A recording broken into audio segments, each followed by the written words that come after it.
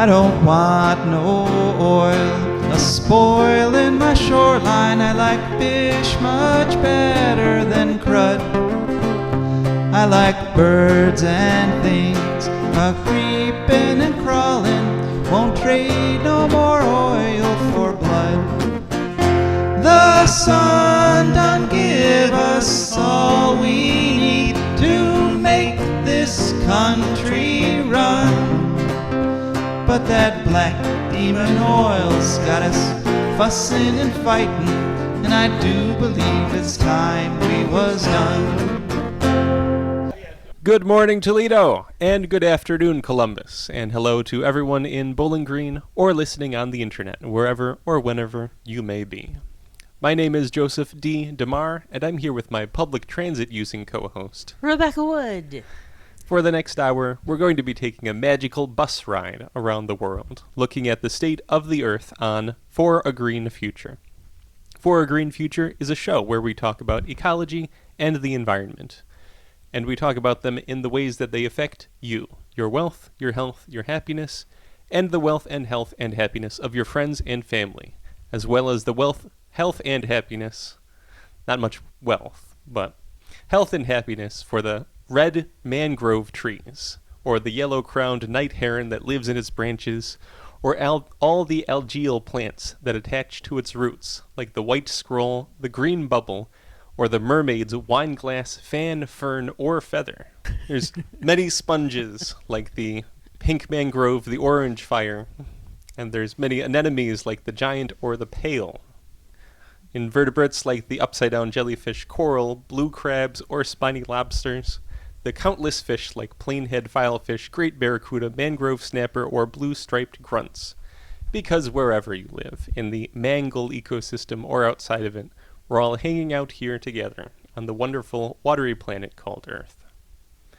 For the next 10 minutes or so, we're going to be talking about some ecological and social observations, and then we have our guest, Andy Cole, from the Toledo Area Regional Transit Authority, or TARTA. He'll be talking to us about what's right and what's wrong with public transit in the Toledo area and in general. Could those be electric transit buses coming up on the horizon? Works for me. Then, past the interview, we'll hear from our patrons and sponsors to whom we are eternally grateful. After that, we'll be hearing from Rebecca. Rebecca, what's your topic for this week? We are going to talk about walnuts. Walnuts. Excellent. We'll look forward to that.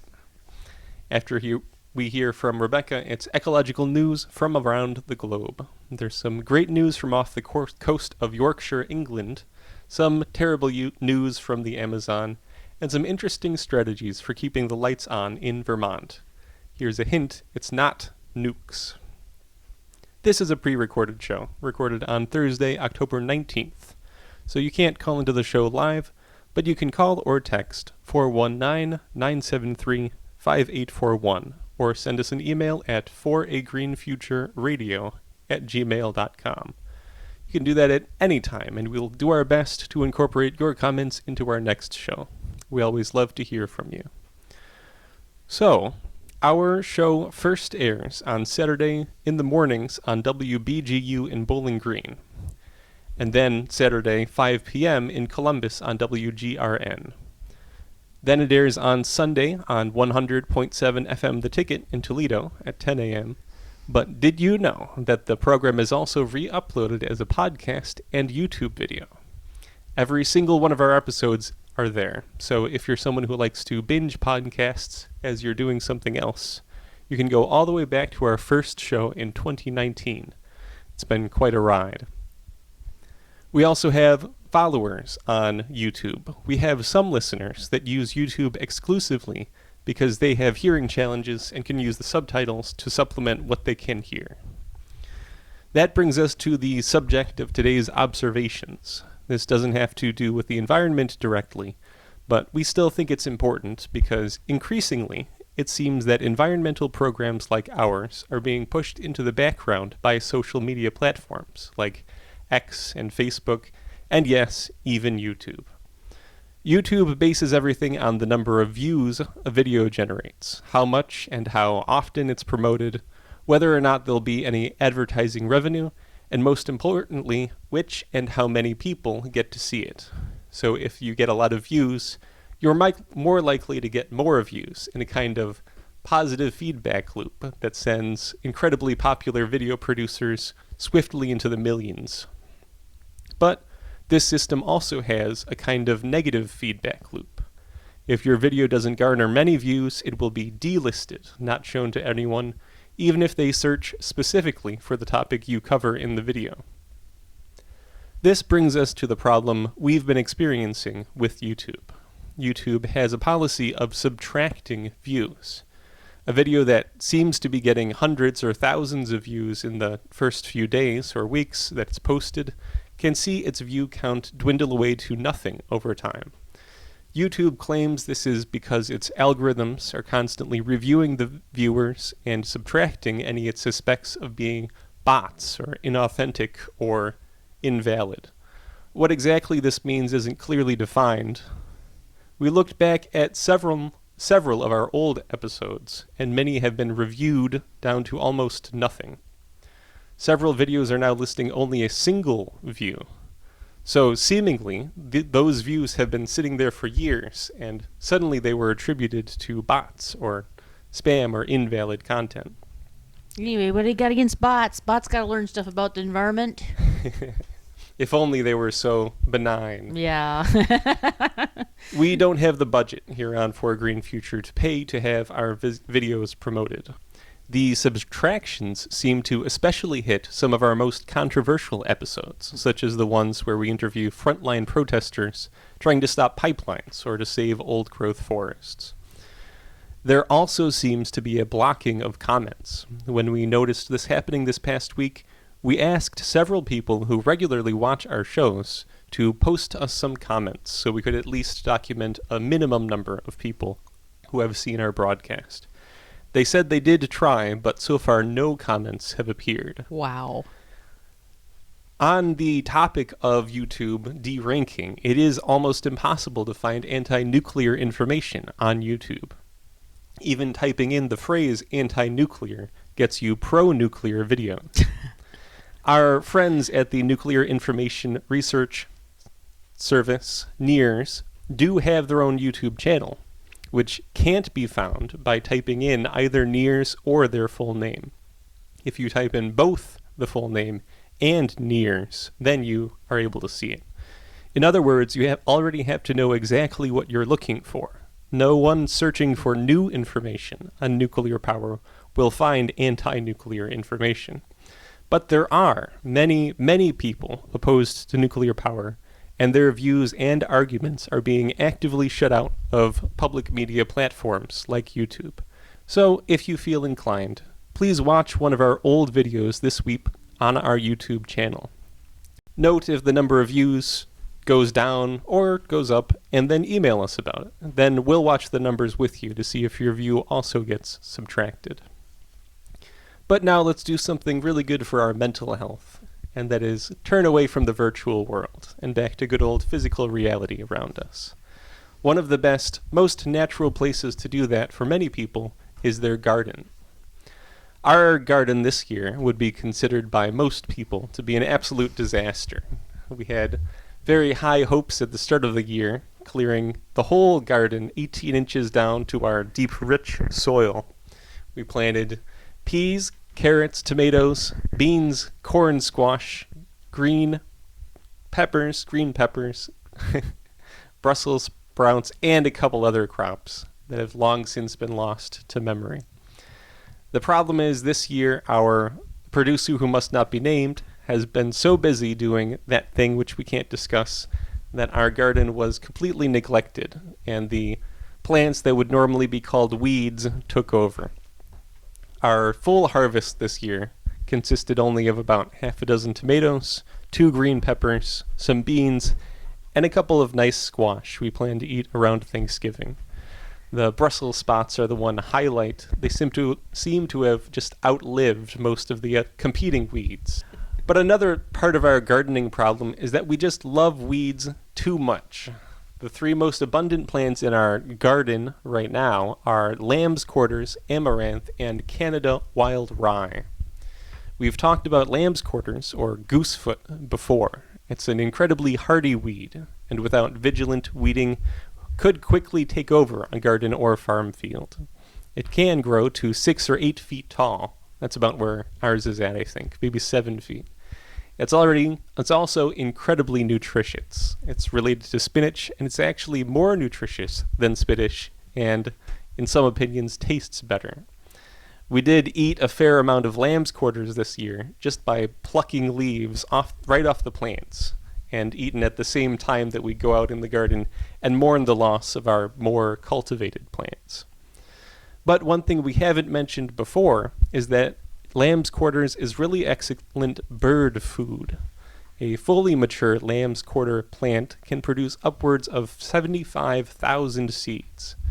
One of the best things about these seeds from the bird's point of view is that they stay on the sturdy stalks all winter long. When we went out to the garden for inspiration this morning, just before dawn, we literally set off a cloud of songbirds who flew to the trees around the edge of our yard. There were vesper sparrows, cardinals, and several other species we weren't able to identify quickly in the dim light. But they were feasting on the seeds of our lamb's quarters and amaranth.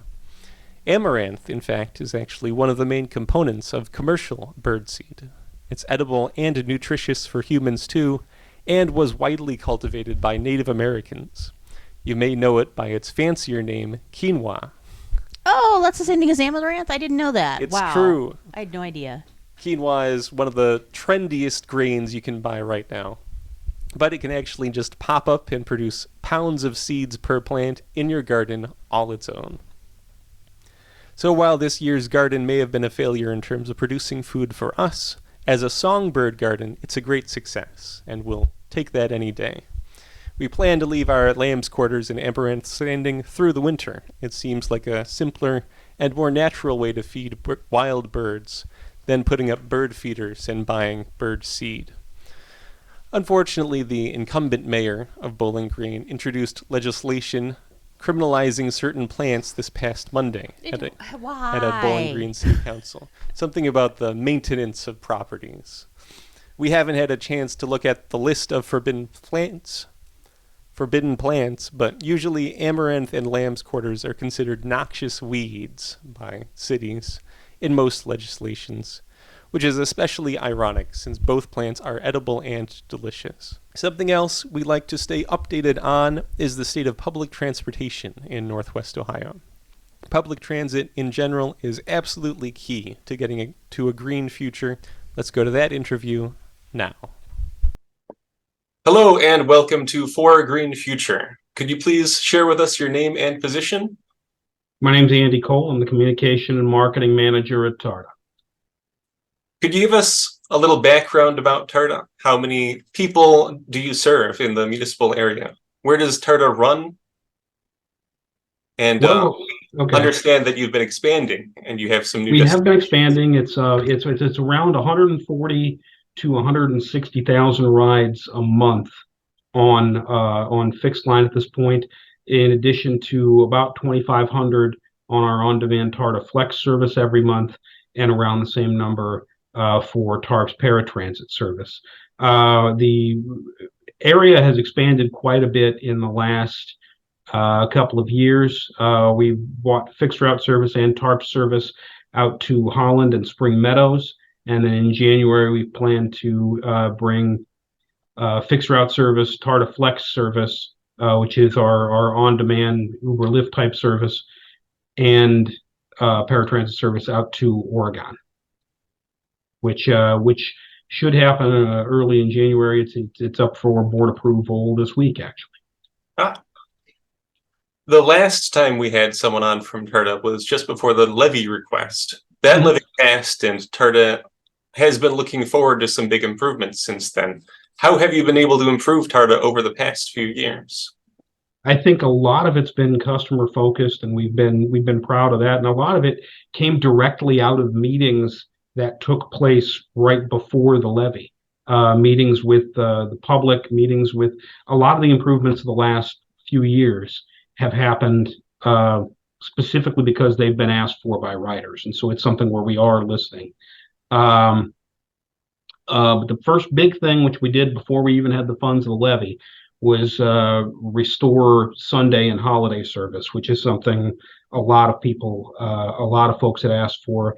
They'd asked for us to expand our footprint a bit, and that happened with extension of service to Holland and Spring Meadows and some other different areas. The new Route 33, which runs through the Junction neighborhood, fixes a problem we've had with it was a neighborhood that was very underserved, and it connects that neighborhood with Walmart, Save a Lot, the VA, UTMC, a lot of the sites on the south side, which really we hadn't adequately serviced before. In addition to that, Tarta Flex, the on-demand service, allows us to provide some sort of service to places that have never had TARTA before, have never had access to public transportation before.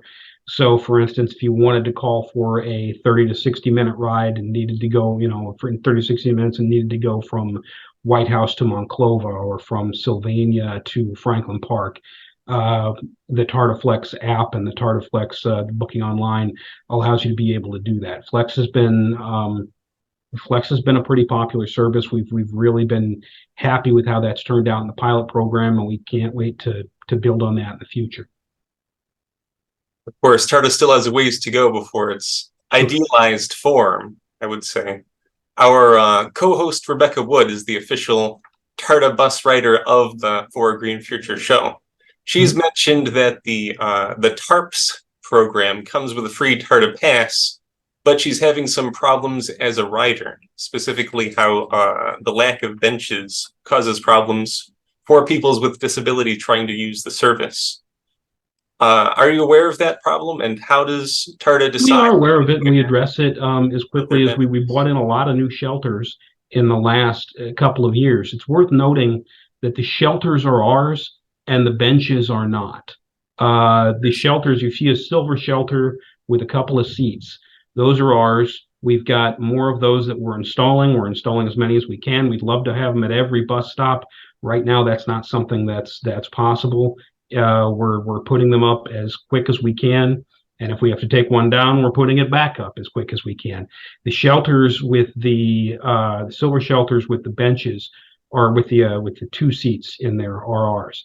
The benches belong to the city of Toledo. They sell and make ad revenue off of them.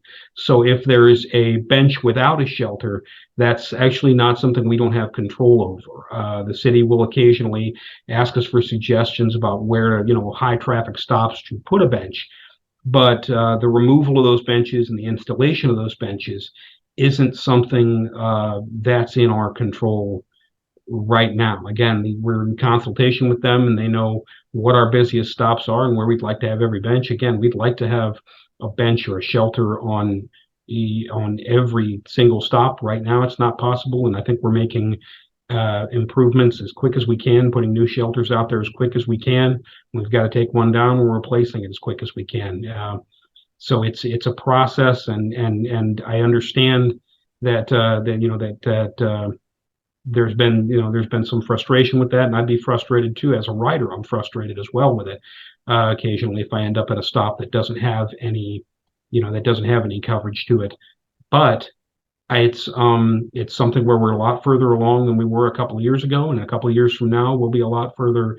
We'll be a lot further than that. We've made a lot of improvements in the last couple of years in terms of just getting these new shelters where they need to go to help people commute.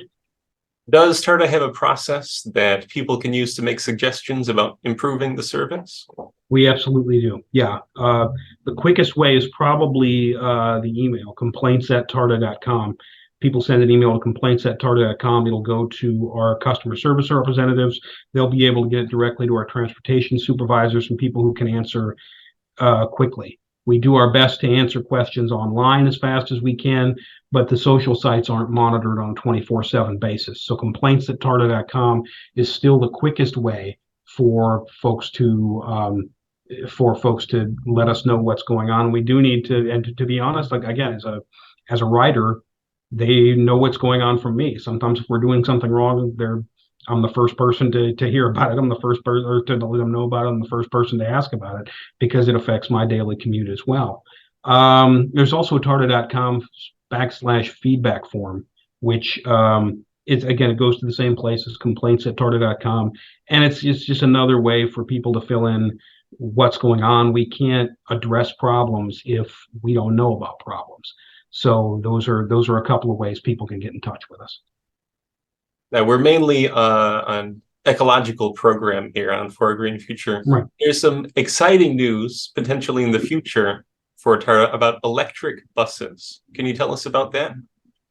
Well, when Laura Kaprowski took over as CEO, it was which was a couple of years ago. She made it a priority to be able to transition us to a zero emission fleet, no matter how long it would take or how much money it would take, because it is still a very expensive process. I mean, it's a lot like somebody buying an electric car. They might want to do it right now, maybe can't afford to do it. So it is a process, and it does take time to build up. But Laura made it a priority for Tarda to get there. We've got a zero emission bus plan that she was part of putting together and that our leadership team put together that would call for our entire fleet being zero emission, be that electric, hydrogen, what have you, by 2035. We got a recent boost with that when there was a zero emission bus grant from the government that was won by a few transit agencies in Ohio. We got the biggest piece of that. We got about $9 million to bring in zero emission buses and to train our drivers and mechanics on zero emission buses, which is a big deal. You don't drive these things the same way you drive a normal bus. You don't work on it the same way you do a normal bus. And so it's a whole developing that training program and having money in the grant to develop that training program is a big deal. We would have to go outside with training otherwise. But that grant was for 9 electric buses and 6 electric chargers that would be here by 2026, or by the middle of 2026 would be the latest they would be here. There's also a grant from TMACOG that we've secured, and another grant we've secured. And all told, it's about 11 electric buses. And again, we're looking at the middle of 2026. It's a long process, but it is especially with supply chain issues and whatnot. It's a long process. It's a long road, but we've taken the first few steps down, and we couldn't be happier about it, because it's something we're very excited to see happen. And it's exciting how quickly things are changing. They El Dorado, California, who we're working with on the buses, brought a prototype here for people to look at. And this is, it's a prototype that was less than a year old. It was great to have, this quiet, just this beautiful bus sitting there with no tailpipe. And well, to be honest, there are times when I'm very tired after work, and the tailpipe is what wakes me up. So I might fall asleep at a bus stop or two when we get these things here. But they made it a point to say, their prototype was less than what they showed us was less than a year old, and already there have been enough leaps in the technology, and it's happening quick enough, right, that the batteries we get on our buses in 26 will be smaller and will hold more of a charge. These aren't buses that sit idle. We use every bus we have. So charging the bus is going to be something we'll have to figure out. But we're excited with how quickly things are changing in that area. It's great to hear that you have a deadline for that of 2035. Right.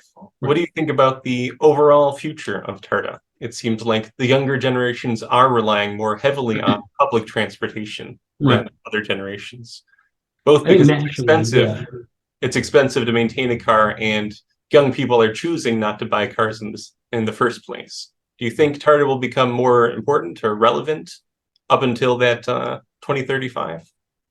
I feel like we're important and relevant now. I mean, even if we had, not as much ridership, if we had half the ridership we've got, these are still folks that need to get places. Something like 80% of our ridership is they're going to or from their job, a medical appointment or the grocery store. They're going to or from someplace that's an Essential. essential destination. And it's whether they're millennials or not, we want to serve everybody. We want to have everybody who wants to ride be able to ride. I know it's a nationwide trend that millennials are looking to public transportation more. I think a lot of it depends on where you're at. Riding public transportation in the Chicago area, for example, was an easy thing for me. It ran 24 hours a day, and there were traffic jams at 11 o'clock in a Tuesday morning in Chicago for no reason.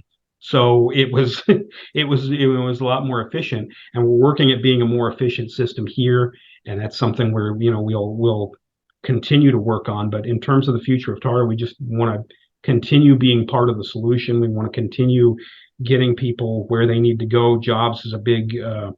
There's still a lot of help wanted signs up around the area, and when our businesses put those up, we'd like them to be able to choose from our entire workforce, not just the folks who live around them or have access to 2 working cars, but everybody who wants to put in a day's work should be able to access that, and then the businesses should be able to access our workforce in that manner. A large percentage of people who ride TARTA do so because they don't have another option. They don't have access to a couple of working cars, or they've got children that are using their cars, things of that nature. You've mentioned being a rider yourself already. What do you like most about the service? Well, what I like about our service is what I've liked about a lot of services in the past. What I like about our service in particular, I think if you're comparing it to transit systems in Chicago, Fargo, Indianapolis, wherever else I've lived, is I feel like in general, and again, in general, I think the people are a lot friendlier. You get to know your driver here. You get to know the person taking you back and forth, especially if you ride the same route every day. And it's always a great to get to know them and to have that person be a part of your day, especially if they've got a passion for transit, if they've got a passion for taking people back and forth and for getting people where they need to be, the way a lot of our operators do. And just in terms of day to day, I like to be able to focus on the trip home. It's nice to be able to not be in a car and worry about getting cut off, and just being able to sit there and process what happened during the day, wonder what's on Netflix and what's in my fridge. It's nice to have that time to myself to kind of process. So I like taking transit for a couple of reasons, and again, it's been different every place I've ever been in. Transit saved me a lot of time in Chicago, not sitting in traffic. And here again, it saved me some time with that, and it saved me.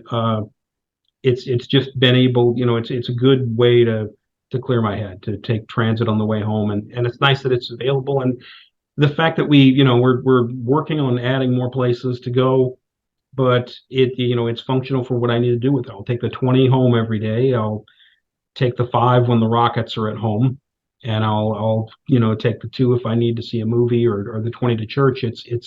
It works for the different things that are in my life, and I feel like a lot of our riders are in the same situations. Right. Thanks so much for talking to us about TARTA. How can people learn more about the system? TARTA.com is always a good place to start.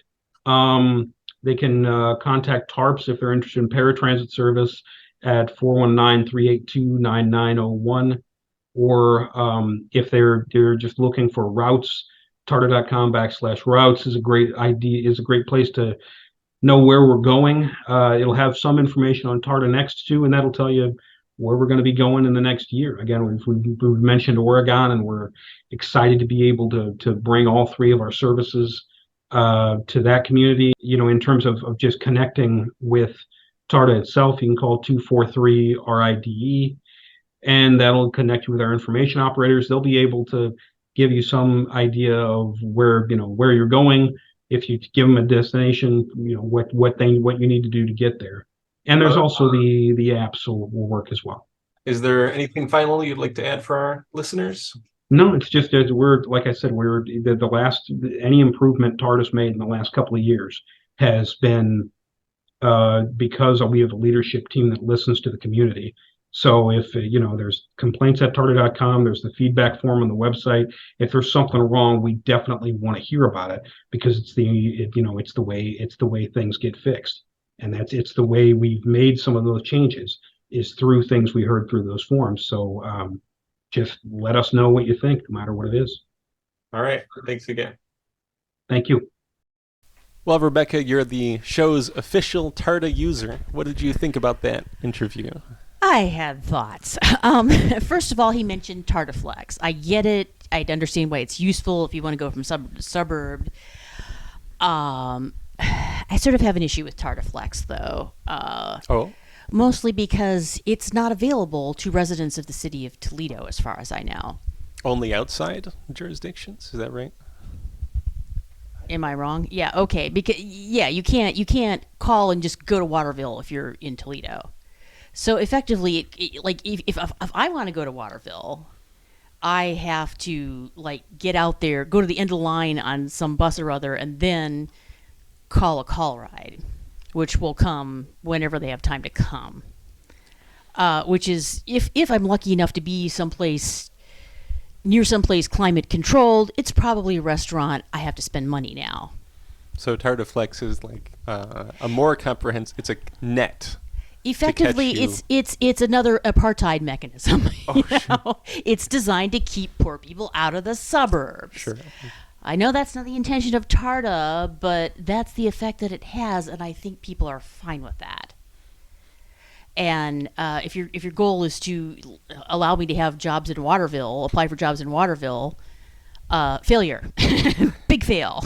So It seems like he placed a lot of emphasis on expanding to new areas with full bus routes, but that can't be the solution. You have to have some kind of safety net in the process, somewhere in the process.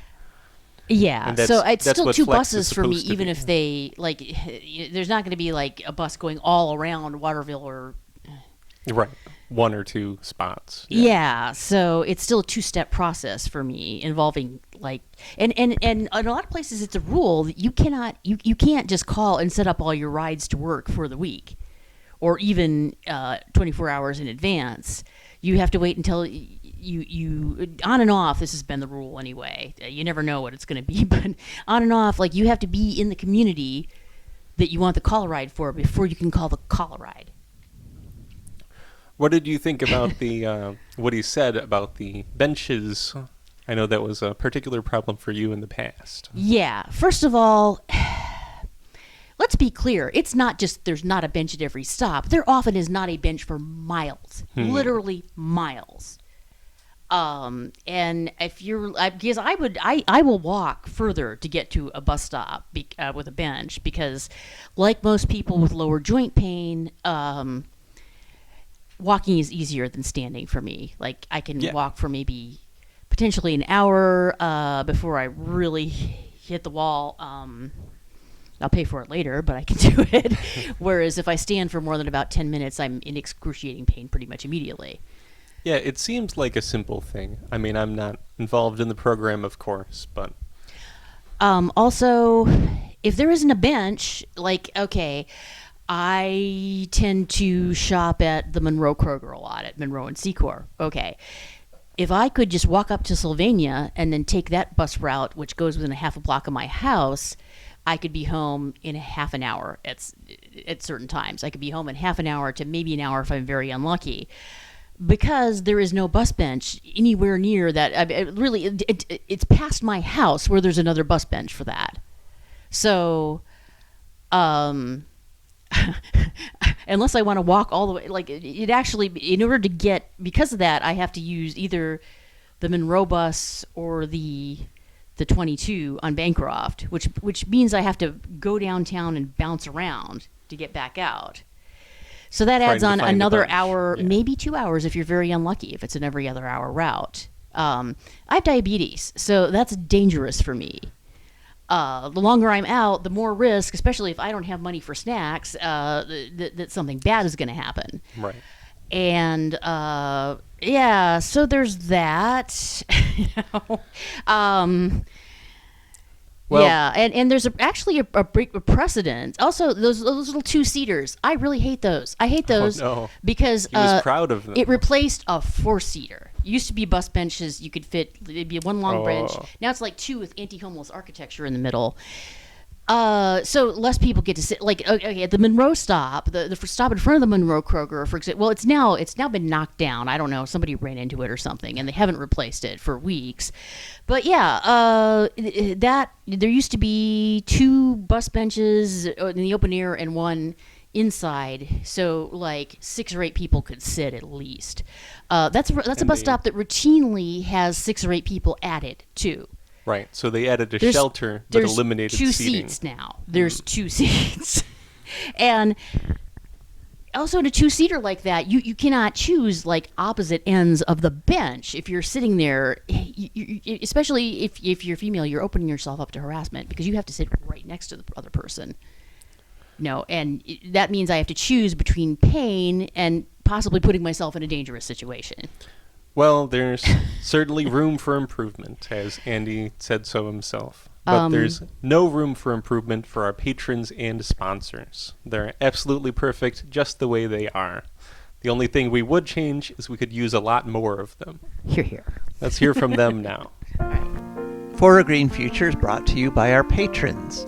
These are wonderful people who've gone to patreon.com. That's Patreon. There they searched for a Green Future. Up popped our wonderful Patreon page that shows different levels of memberships and has a bunch of cool photos on it. There they picked the level of membership that matched their monthly budget, and every month a little bit comes out of their account, comes over to us, and that's how we could afford to keep this show on the air. So we are extremely grateful to our patrons, and if you want to become one, just go to patreon.com and search for a Green Future. Thank you. For a Green Future is also brought to you by the Wood County Park District. The Wood County Park District is a natural resources conservation agency. They protect natural spaces, maintain quality green spaces, provide engaging programming, and they teach people to love and respect nature. They also restore wildlife habitats and lead people on outdoor adventures. Wood County Parks protects natural spaces in Wood County for all to enjoy from 8 a.m. to 30 minutes past sunset every day of the year. There are several ways to get a hold of them and find out what's happening. One is to call them at 419-353-1897. Another is to visit their website, www.wcparks.org. The website again is www.wcparks.org. They are also available on all social media, Instagram, Facebook, Twitter, and many others. Just search for WC Parks. That's the Wood County Park District, and we're very grateful for their support. Okay, Rebecca, you've got the next stop on this week's ecological bus ride. Okie dokie. Well, for the past month or so, I've been noticing that there are weird thumping noises against my window. Yes. Mostly at night when I'm actually in my room, but other times if I happen to go in there. And I was like, who is throwing things at my window? Squirrels? Well, that was my roommate's theory, but then we figured out one time I did to take the dog in the backyard, and a couple of things almost beamed me, and I figured out, oh, it's walnuts. And they're just falling. A very common sight in the whole area, I would think. Yes, it is. Yep, including in my backyard. So, yeah, I wanted to find out a little bit about walnuts. They're in the genus Juglans, apparently, and their nuts are an edible seed. That's what a nut is. The type species is considered to be Juglans regia, which is also called Persian walnut or English walnut. Is it black walnut? I always thought they were black walnuts. Is that not the case? I'm not sure. That is a type of tree, though, because that's a popular one for wood. Okay, yeah. It's the best walnut to make things out of, apparently. But yeah, walnuts are deciduous. They grow to 10 to 40 meters tall. They have pinnate leaves. There's 21 species of them, so anything might or might not be a black walnut. They range across the northern temperate Europe and Asia, and in the Americas, they're all the way from southeast Canada over to California and all the way down to Argentina. Wow. So they have more kind of a spatial range in the New World. China produces half of all of the world's walnuts for eating purposes. A total of, let's see, I think a total of is 1 million. Oh, China produces over 1 million tons. I think that's what it was.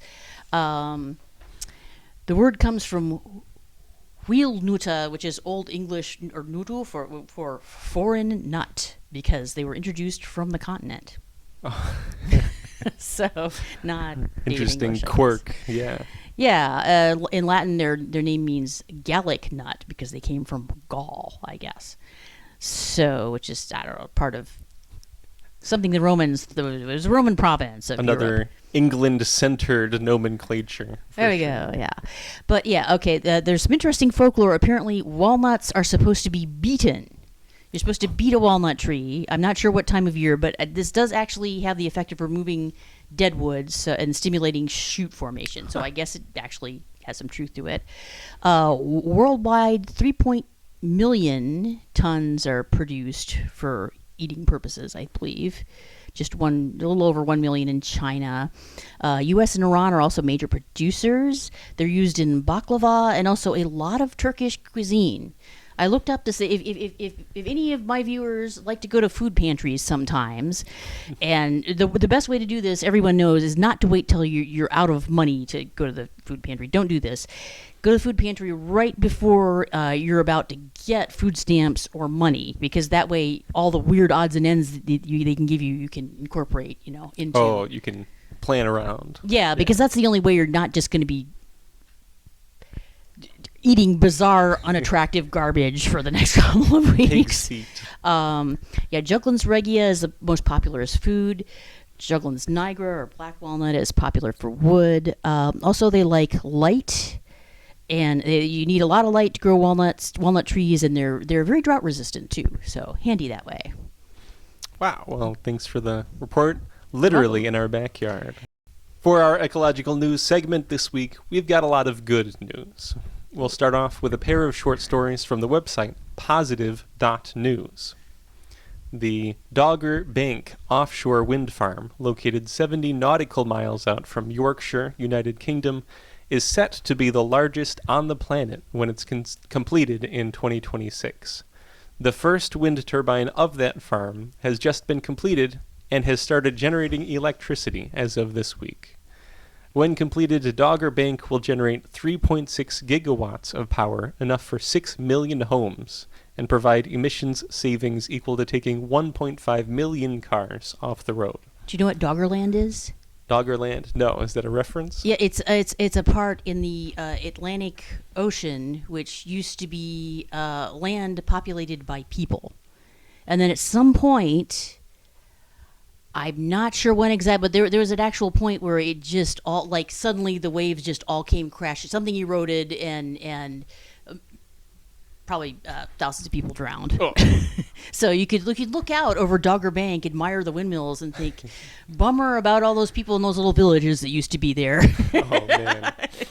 Well, offshore wind farms really represent a fulfillment of potential for wind power, I think. Yeah, Minus the it's a step in the minus right the direction, tragedies. and it's too bad about the other thing.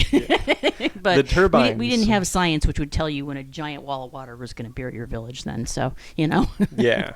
The turbines that we're talking about as part of this wind farm are absolutely massive.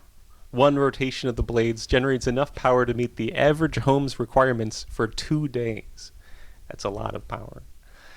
We actually touched a little on the UK's efforts to expand their green energy a couple weeks ago. Luckily, offshore wind power is something their Prime Minister Rishi Sunak continues to support. And this kind of large-scale push for renewable energy is exactly what needs to happen everywhere. For our second short story from Positive.news, Lithuania is the site of the new European Green Capital of 2025. That's a little bit in advance. This is an award by the European Commission that started in 2010 to highlight cities which have made especially remarkable progress in the fight against global warming. The city of Vilnius, Lithuania, is this year's pick, selected from 15 finalists. Vilnius impressed the jury with its concrete and actionable plan to increase renewable energy sources, renovate heating infrastructure, and become climate neutral by 2030. The 2 Green Leaf Awards, intended for European communities of smaller size, went to Viladecans in Spain and Treviso in Italy for their methods of community engagement during the green transition. Small but mighty. Yay. Yeah. Our next story is from earthjustice.org.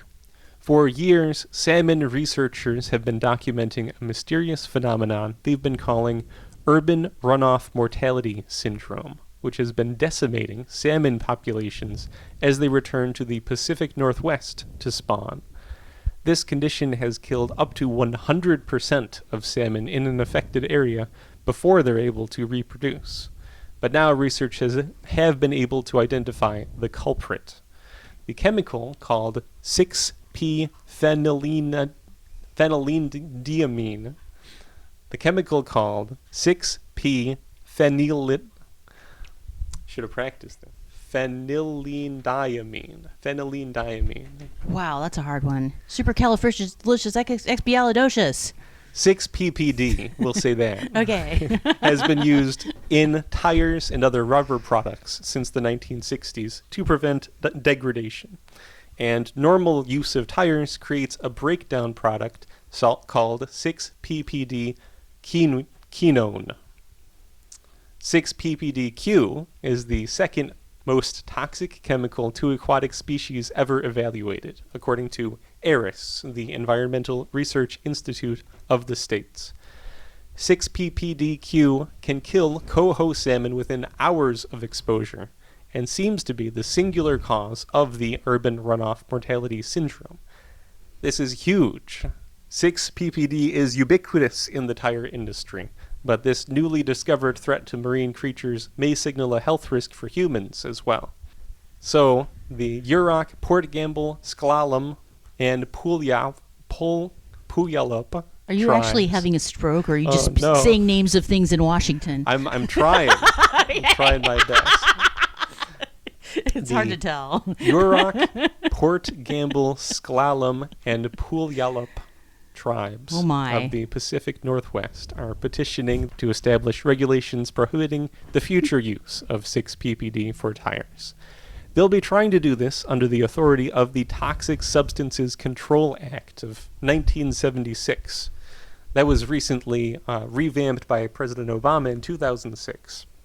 It empowers the EPA to regulate the manufacture, processing, distribution, use, sale, and disposal of chemicals that might pose a, quote, unreasonable risk of injury to health or the environment. There have historically been problems with using the Toxic Substances Control Act, especially with underestimating health risks to vulnerable populations. That's why the local tribes are heading this effort. They're hoping the additional harm being inflicted to their culture from the loss of salmon will spur the EPA into a faster response. Now, I'm no expert, but I do think the loss of up to 100% of affected coho salmon population is a little unreasonable. Is no good. Also, due to my morbid streak, I've been watching shark documentaries again, and everyone seems to agree that you're doing yourself no favors if there are a lot of corpses coming down a river into a bay where people like to do water sports, shark-wise. Yes, there's a lot of indigenous populations that rely on these water sources, these riverways as well. And at least while the corpses are coming down the river, they're going to be extra sharky. And in general, the known impact of quinones on humans is not good. Right. So the EPA will have to respond to this petition for action within 90 days, and we'll be hoping to hear some good news. Also, they probably, you ingest enough with the fish with that in it, and you're going to be one confused and hungry shark. Also not good. Makes ya bitey. A ban on 6-PPD for use in tires would necessitate some long overdue innovation in the industry. And it's the perfect opportunity to try to find a better tire anti-degradant that isn't as toxic. I mean, this has been used since the 1960s. Wow. The industry has had ample time to try to move towards a chemical without dangerous degradation. But as always, it's easy and it's cheap, and no for-profit large-scale industry cares about the environment until it's forced to. After the EPA receives the tribe's proposal, there should be a period of public comments, so we'll be sure to keep you updated as soon as we find out more about this. Our next story takes us to Vermont, where the Green Mountain Power Company, a relatively small utility distributor servicing 270,000 homes and businesses, has had a really innovative idea to end power outages and to flip the normal utility service model on its head. Vermont was hit hard this year by extreme weather patterns worsened by climate change. There have been several outages that has had Green Mountain Power re-evaluating their infrastructure. But since the area it services is a bit rural, the expense of traditional utility power lines and structures is large, to say the least. So Green Mountain Power is proposing to the State Utility Commission to put batteries in the houses of its customers. These television-sized batteries would be the same kind of backup power system that homeowners usually purchase for themselves, and would be charged by smaller scale renewable installations like rooftop solar. This is a really cool idea for a utility company to have. It represents a dramatic shift away from the centralized model of a huge power plant supplying energy to everything around it. Green Mountain would still monitor and control the battery packs, and could time the release of the electricity to the height of the demand. But equally importantly, widespread outages would just cease to exist. Having many sources be able to supply electricity to the grid means it would require a truly catastrophic scale of destruction to lose power to an area. The houses right next to you could pick up the load, so to speak. So Green Mountain Power is looking at spending an initial $280 million to purchase the batteries and kind of storm-proof its existing grid by burying power lines and installing stronger cables. Over the next 7 years, it'll look to spend $1.5 billion on these small-scale installations and to move its entire area of operations into the modern era. And after all this, power outages will practically be an impossibility. I mean, they had to have done the math, right? At the end of the day, they're looking to make a profit, and it's pretty cool that the renewables and battery storage systems are just better options than the traditional route. We've talked a little bit in the past about the idea of a virtual power plant, where small-scale battery installations can generate similar capacity to a real power plant. And this is a direct application of that process of decentralization. Hopefully we'll see other utility companies go in the same direction in the future. Unfortunately, along with the good news comes some bad news from grist.org, as our next story reports that record-breaking wildfires blanket Brazil with smoke. Oh. Yes, the Amazon rainforest is on fire again. Over 2,700 fires have been reported in the first 11 days of October, which is the highest since record-keeping began in 1998. Brazilian cities like Manaus and many indigenous villages have seen their air quality plummet low enough to cancel events, and hospitals are full of people with respiratory issues. Just as they got rid of the marauders, as we mentioned a couple weeks ago. Yeah. Now this. The rainforest is such a target for so many different environmental attacks. It's terrible. This is partially being caused by the severe drought in the area, which has left the region's major rivers impassably low, about 6 meters below expectations. And there are expectations that it will continue to get worse. Nearly all 62 cities in the state of Amazonas has declared a state of emergency. Brazilian President Luiz Inácio Lula da Silva has so far been shown to uphold his campaign issues of preventing further destruction of the Amazon, but the levels of deforestation that have already been achieved are beginning to take their toll. The Amazon rainforest is an absolutely vital part of the water cycle of the entire continent, and if the existing systems of rainwater recycling are permanently disrupted, we will see some dramatic alterations in climate and habitat. And like we talked about a little last week, the upcoming El Nino climate cycle beginning in 2024 will affect Brazil in particular very strongly. The indigenous tribes have called for the Brazilian government to declare a climate emergency to assist them and to draw worldwide attention to the continued effects of global warming and ecological disasters. All right, we're at 40 minutes, 30 seconds. That's terrible. What? Only get one more story. No, we don't, because we got that 18 minutes, that's 58, Oh. plus the 40 minutes on the recording. 40 minutes on the recording. No, we're, Okay, then that's perfect. we're just right. Okay. So now we just go to the conclusion. Yep. And then we'll conclude.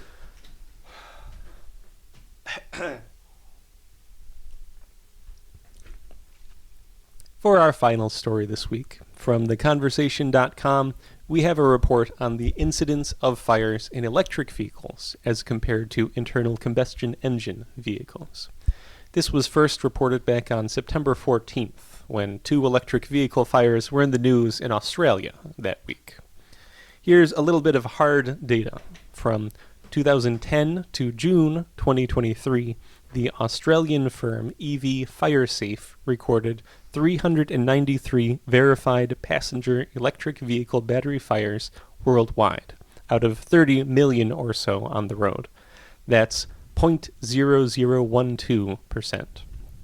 There's an additional 100 or so electric vehicle fires where the cause is unknown. Compare that to the incidence rate they found of petrol and diesel vehicle fires, about 1.1%. That's 0.1, not 1.1. That's a very roughly 100 to 1 ratio on the risk of internal combustion engines to catch fire versus electric car batteries.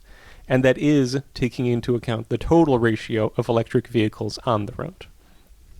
A report back in May by the Swedish Civil Contingencies Agency found similar results, where out of 611,000 electric vehicles and 4.4 million gas-propelled vehicles, only 23 fires were reported versus 3,400 respectively. That's about a 20 to 1 ratio. So the data shows definitively that gas-powered vehicles have a higher risk of catching on fire than electric.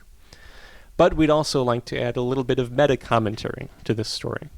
Historically, this has been one of the enduring myths about electric vehicle transport. You know, it's easier for electric car batteries to catch fire in higher temperatures. You probably heard that tossed around sometime before. But this has just never been true. Gas is pretty combustible. Yeah, that's exactly correct. You know. Electric vehicles achieved a 1% market share in the United States back in 2017, and even then, the incidence rate for fires was significantly lower than their gas-guzzling brethren. According to one study, probably again by a factor of 100 or so. So, why has this myth continued persisting through to today's narrative? In a word, laziness. In a few words, the would-be detractors of electric car usage love to parrot talking points that have been fed to them without looking up the data behind their narrative. Yeah, of course they do. We've talked about how nuclear power in particular has had a huge PSYOP campaign to make it appear not only safe but necessary, when it is neither. Well, to every one of those people, I recommend an unbiased view, to put it politely. The information that we need to save the planet is out there right now, waiting for you to read it. 419-973-5841, or an email at forogreenfutureradio@gmail.com. We'd love to hear your comments about this or any other ecological topic you can think of. That'll be the end of our show this week. A quick note before we go. Our necessarily unnamed producer has, of course, been involved in a months-long adventure that is nearing its end. After that is resolved, he'll be returning as the host of this show. So that means you'll only have me as a guest host for, I think, 2 more shows after this one. You can look forward to his triumphant return next month, when I'm sure he'll tell you all about what he's been up to.